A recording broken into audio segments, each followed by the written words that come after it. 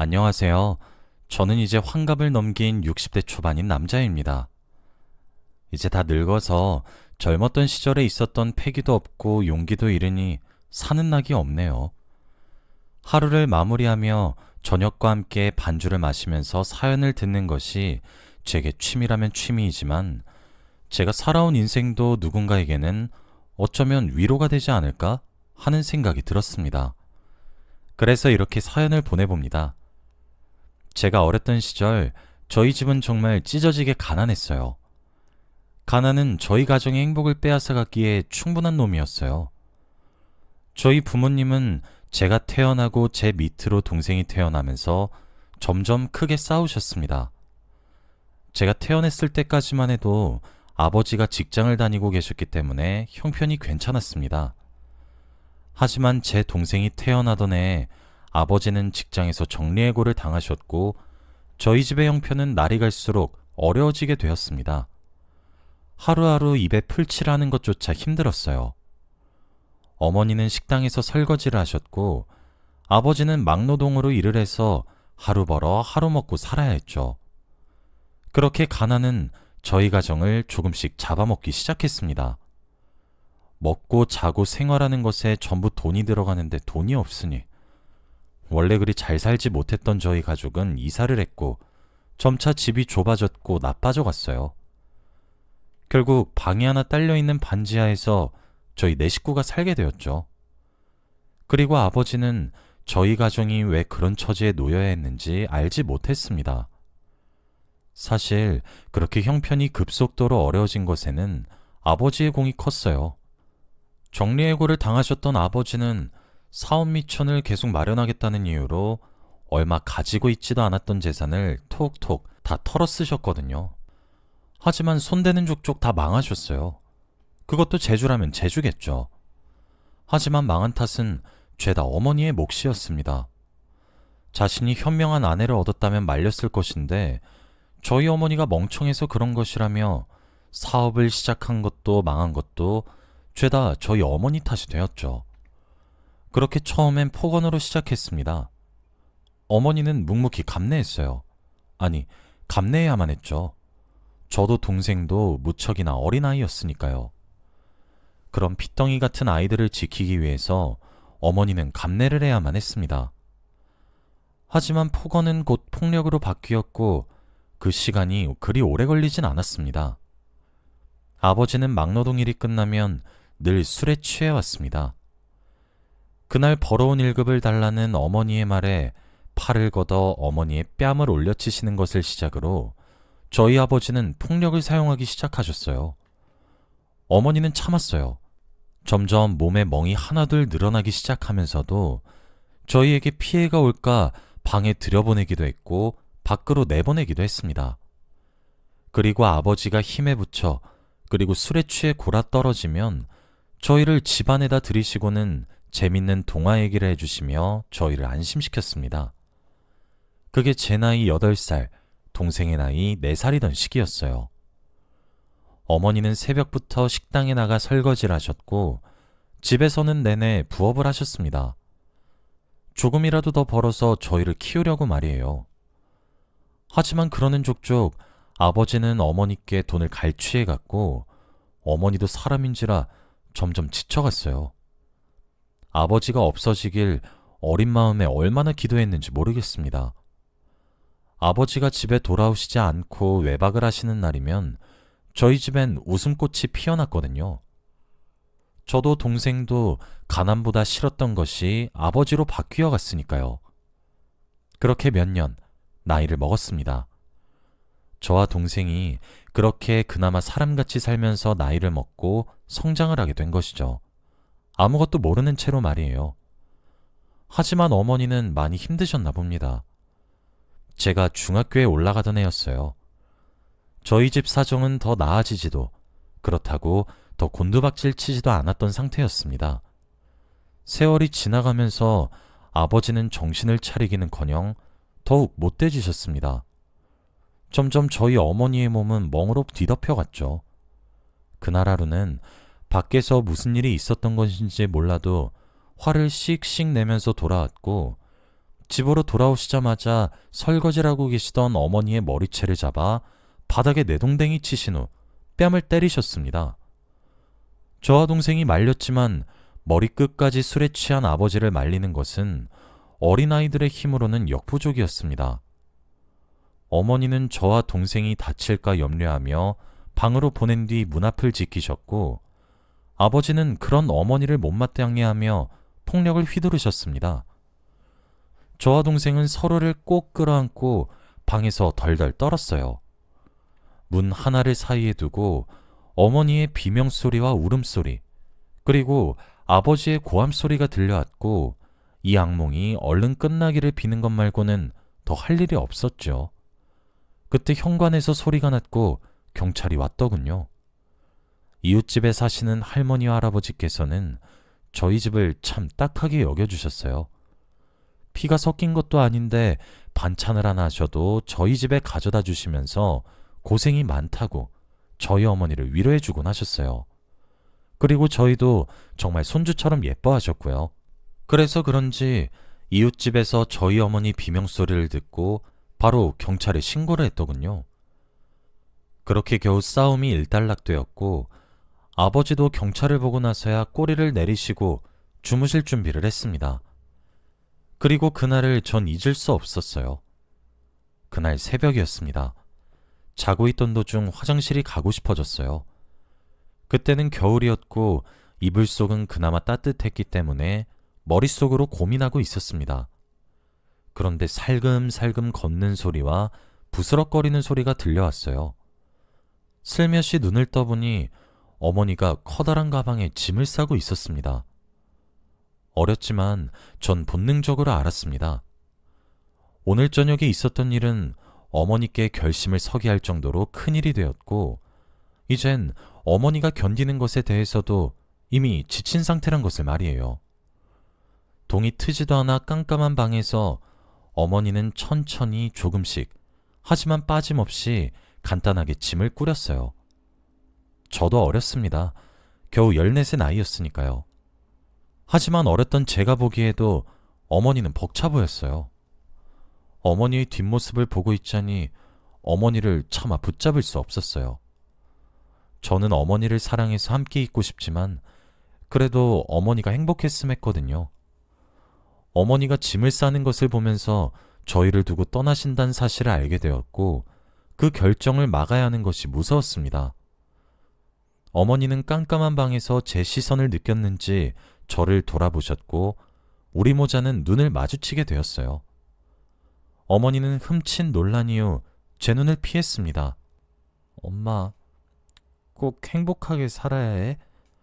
제 말에 엄마는 눈물을 흘리며 미안해. 엄마가 미안해. 엄마도 너무 힘들어. 이제 내가 미안해. 하며 흐느끼셨습니다. 그렇게 동이 트기 전 저는 어머니를 배웅했고 그렇게 버려졌습니다. 하지만 어머니가 원망스럽진 않았습니다. 어렸던 제가 인지할 수 있었던 나이부터 기억나는 장면들의 대부분에선 어머니의 비명소리가 들려왔고, 오랜 세월 어머니는 폭력에 노출되어 있는 약자였으면서 저와 동생을 지키기 위해 강자가 되어야만 했고, 해가 지나고 날이 지날수록 어머니의 몸에는 문신처럼 멍이 하나둘 새겨지고 뼈에 금이 갔던 사실을 저는 알고 있었으니까요. 동생은 어머니를 찾아 울면서 헤매었지만 그런 동생을 저는 안아서 다독여줄 뿐 울지 않았습니다. 이제 어머니 대신 동생을 지킬 사람은 저 하나였으니까요. 아버지는 어머니가 집을 나가셨음에도 정신을 차리지 못했고 꾸준히 행패를 부리셨습니다. 그리고 사라진 어머니 대신 제가 타깃이 되었어요. 제가 그나마 다행이라고 생각했던 점은 제가 남자란 이유였습니다. 저는 성장기였고 그 폭력을 견딜 수 있는 신체를 가졌고, 해가 갈수록 힘이 세져서 폭력적인 아버지를 제압할 수 있게 되었으니까요. 그랬더니 아버지는 저보다 4살 어렸던 동생을 걸고 넘어지셨죠. 동생은 속수무책으로 어머니 대신 당해야 했습니다. 제 동생은 여자아이였거든요.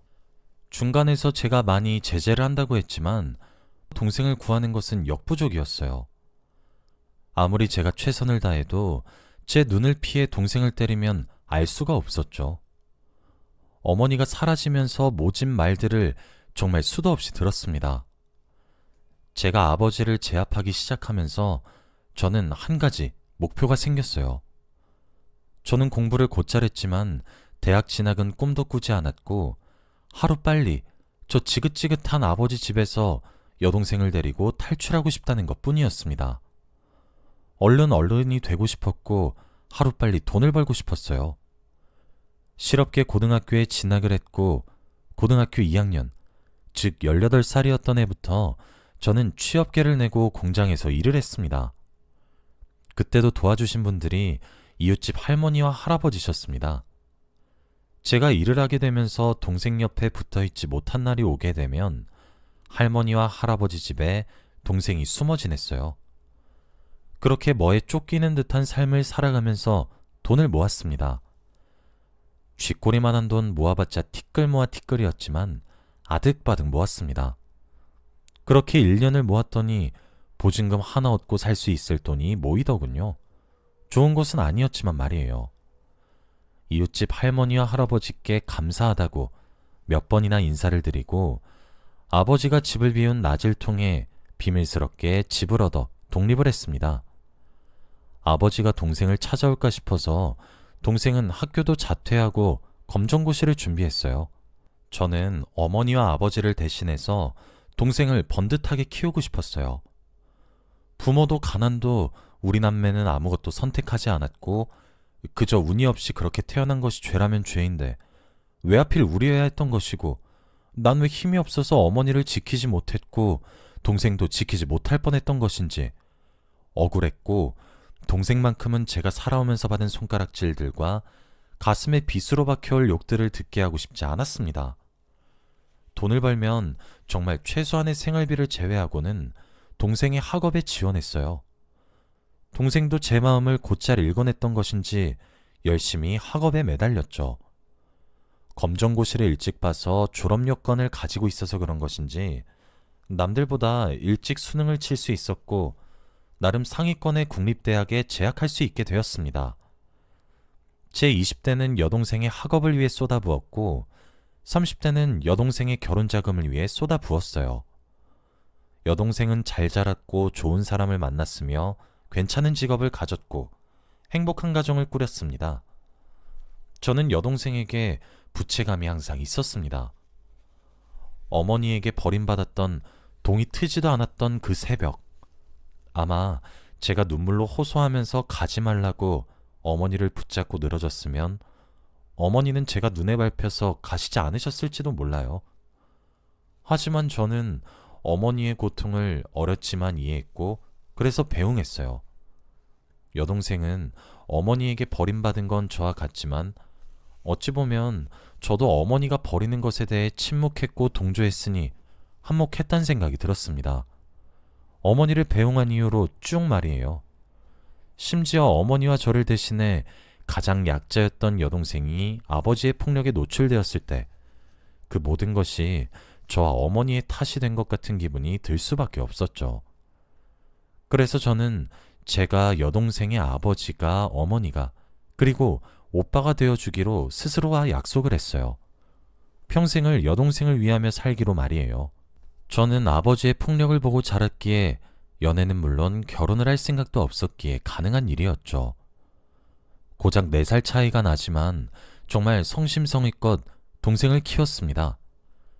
동생은 착하고 마음이 고와서 잘 자라주었던 거고요. 그렇게 아이도 낳고 잘 살고 있죠. 조카인 아이들도 무럭무럭 자랐고요. 그러다 제가 50이 되던 해에 누군가 저희 집을 찾아왔더군요. 여든은 훌쩍 넘어 보이는 어느 할머니셨습니다. 세월이 수십 년은 좋게 흘렀지만 누군지 단번에 알아보겠더군요. 제 어머니란 사실을 말이에요. 저희는 이웃집 할머니, 할아버지를 제외하고는 그 누구와도 연락을 하며 지내지 않았습니다. 일가 친척도 없었고 아버지를 뵙기도 싫었거든요. 아버지는 그 사이에 돌아가셨는데 저와 여동생은 장례식장도 찾지 않았어요. 저희 어머니는 아버지가 돌아간 소식을 듣고 저희를 찾으셨다고 합니다. 이웃집 할머니 할아버지에게 물어보려고 해도 이미 세월이 지나 두 분도 돌아가신 지 오래였고 저희 남매의 생사를 아는 사람이 아무도 없어서 정말 수소문을 하고 또 해서 겨우 찾았다 하시더군요. 그렇게 어머니를 집안에 들였고 우린 한동안 아무런 말도 하지 않았죠. 어머니를 만나고 깨달았어요. 저는 어머니의 고통을 이해했던 만큼 그럼에도 불구하고 우리를 버리는 선택을 했던 어머니를 원망했고 증오했고 미워했지만 그만큼 사랑하고 있었던 사실을 말이에요. 저도 어머니의 정을 많이 그리워했었던 사실을 깨닫고 만 것이죠. 어머니는 그간의 이야기를 묵묵히 들으셨고 제게 미안하다고만 얘기를 하셨습니다. 그런데 그렇게 밉고 원망스러운데 눈물을 흘리며 어머니가 얼마나 후회했는지 모른다고 너무 미안했다며 흐느끼는 소리에 모든 부정적인 감정들이 눈 녹듯이 사라지더라고요.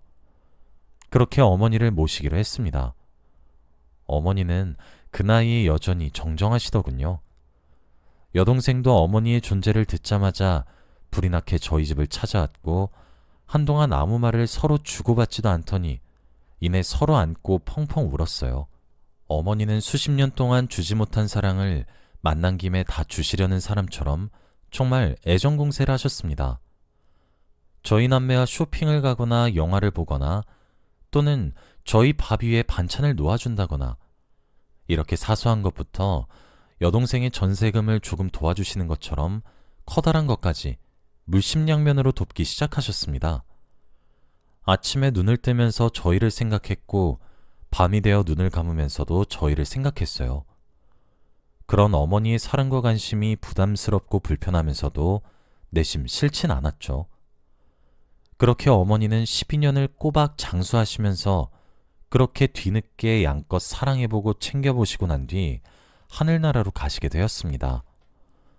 어머니를 만난 이후 저희 집에 모시고 살면서 그나마 제가 살던 집이 사람 사는 냄새가 나는 듯 했는데 이제 저는 다시 혼자가 된 것 같아요. 저는 그럼 아버지 밑에서 자랐던 아들이기에 제 아이에게도 그런 아빠가 될까 싶어 결혼을 하지 않았었는데 이젠 그게 조금 후회로 돌아오는 것 같기도 합니다. 하지만 제가 키운 것과 다름없는 여동생이 잘 살고 있는 모습을 보면 괜찮아지기도 하죠. 어머니를 그렇게 보내고 난 이후 집 곳곳에 어머니의 손때가 묻은 것이 또 저를 힘들게 하네요. 그래서 혼자서 저녁을 맛있게 차려 술을 한 잔씩 마시는 것이 습관이 된 것 같습니다. 아버지가 항상 술에 취해 집에 들어오는 사람이었기에 죽어도 술을 입에 대고 살지 않았는데 역시나 피는 못 속이는구나 싶다가도 자조스러운 웃음이 나오곤 그러네요. 그래도 이제는 어떠한 의무감도 책임감도 벗어던진 상태라서 자유롭다는 생각이 더 많이 듭니다. 여동생도 이제 챙겨줄 필요가 없어 제가 돌봐야 했던 어머니도 하늘의 별이 되셨으니 이제 제 한 몸을 건사하기만 하면 되는 것 같네요. 그래서 그런지 후련하다는 생각도 참 많이 들어요. 생각해보면 제 팔자는 왜 이렇게 기구했는지 모르겠습니다. 그래도 이번 생은 여한이 없습니다. 여동생 하나만큼은 그래도 행복하게 사는 것 같아서요. 저도 이번 생의 보상으로 다음 생이 조금은 더 행복했으면 좋겠어요. 그리고 인생 100세 시대라고 하는데 환갑이 넘은 제게는 이제 고작 남아봤자 40년도 채 되지 않은 삶이 남아있을 것 같아요. 제 나이 60평생을 남에게 바치며 살았으니 이젠 조금 늦었지만 저를 위해 살아볼까 싶어요. 뭐부터 해야 하는 것인지 아직 정하진 않았지만 차차 정해가야겠죠. 여기까지가 제 이야기입니다. 제 이야기를 끝까지 들어주신 분들 중에서도 자신의 팔자가 기구하다는 생각을 하시는 분들이 있으실 것 같습니다만 저는 그런 분들께 삶의 목표를 꾸준히 가지라고 응원을 해드리고 싶어요. 아마 저도 제 여동생이 삶의 원동력이 되지 않았다면 삶이란 것 자체를 포기했을지도 모르겠습니다. 저는 많이 불행했지만 그래도 어머니를 다시 만나 함께 사는 12년은 정말 행복했습니다. 인생에 내리막길만 있을 거라 믿어 의심치 않았지만 오르막길도 있다 싶었거든요. 제 이야기가 힘든 시기를 보내는 누군가에게 위로가 되었으면 합니다. 여러분들도 힘들고 우리 모두 힘들지만 그래도 삶의 목표를 잃지 말자고 다짐하고 그렇게 지내다 보면 우리에게도 오르막길이 펼쳐질 거니까요. 긴 이야기를 끝까지 들어주신 분들께 감사하다는 말씀을 드리고 싶고, 우리 모두 각박한 이 인생을 모두 잘 이겨냈으면 하네요. 모두 화이팅 하시길 바라며 글을 이만 마치겠습니다. 여러분들도 행복하시길 바랍니다. 감사합니다.